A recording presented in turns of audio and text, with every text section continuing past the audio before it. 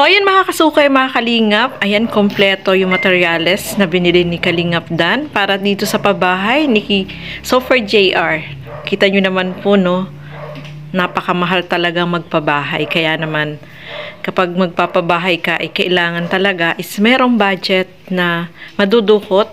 At syempre, meron din mga sponsor dyan na tumulong para mabili po yung mga materyales na gagamitin sa bahay nila Sofer J. Ang nakakatuwa dito mga kasuki is bayanihan po sila sa paggawa ng bahay ni Sofer JR. Kita nyo naman po, tulong-tulong sila para lang mas mapabilis itong pagpapagawa dito sa bahay ni Sofer JR. So alamin natin mga kasuki, mga kalingap, anong masasabi dito ni Sofer JR. Atin nga pala po sa mga tumulong po sa amin, pabot po nitong pambili po ng materialis. Maraming salamat po sa inyo, kundi dahil po sa inyo, hindi po lahat mga kompleto po ang materialis, hindi po mabubuong bahay kung wala po talaga kayo na tumutulong po para saan. Maraming salamat po sa inyong lahat. Thank you. So, ayan mga kasukay, mga kalingap, no, nakita natin yung bahay nila Sofer JR ay talagang maganda, no. At ang nakakatuwa dito sa kanila is bayanihan sila dito sa paggawa ng bahay ni Sofer JR.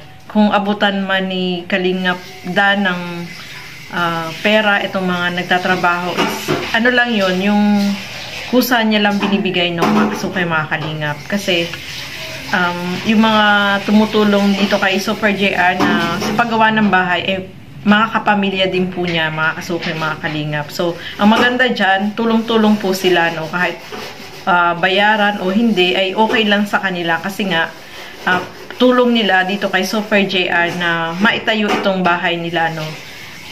Nakakatuwa lang at marami, kahit papaano, may mga sponsor din na talagang tumulong para mapagawa ng bahay itong si Sofer JR, mga kasukay, mga kalingap. Dahil alam naman po natin na silang mag-anak ay nagre-rent lang ng bahay, no? So, syempre, yung inuupa nila sa bahay, sa halip na pambili na nila ng everyday na kailangan sa araw-araw, ay may pinaglalaanan pa sila para pang-upa ng bahay. Pero kapag natapos na po yan at napakaganda ng bahay, no? Yung bintana, sliding door, tapos lahat po ay naka-tiles, o diba? So napakaganda ng unang pabahay ni Kalingap Dan. At hindi na sila uupa, mga kasukay, mga kalingap, ng hindi na sila mag-rent ng bahay, no?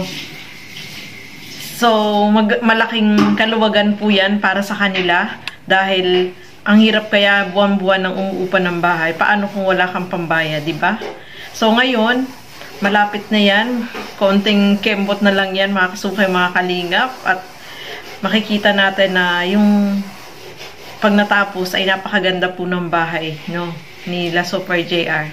So, siyempre, patulong po yan ng mga sponsor na nagmamahal dito kay Sofer JR, sa family niya. Siyempre, kay Kalingap Dan na talagang nagporsigi, no, na mapagawa ng bahay itong sila Sofer JR.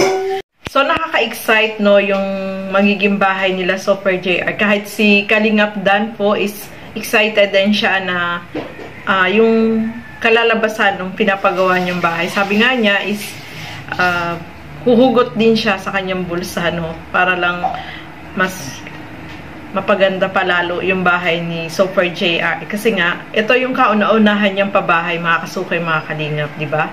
So, na-imagine natin yung hitsura ng bahay ni Sofer JR na maganda. Tapos, dalawang kwarto po niyan, mga kasukay, mga kalingap. At syempre, yung kusina, yung CR, tapos may balkon pa siya, no, may terrace.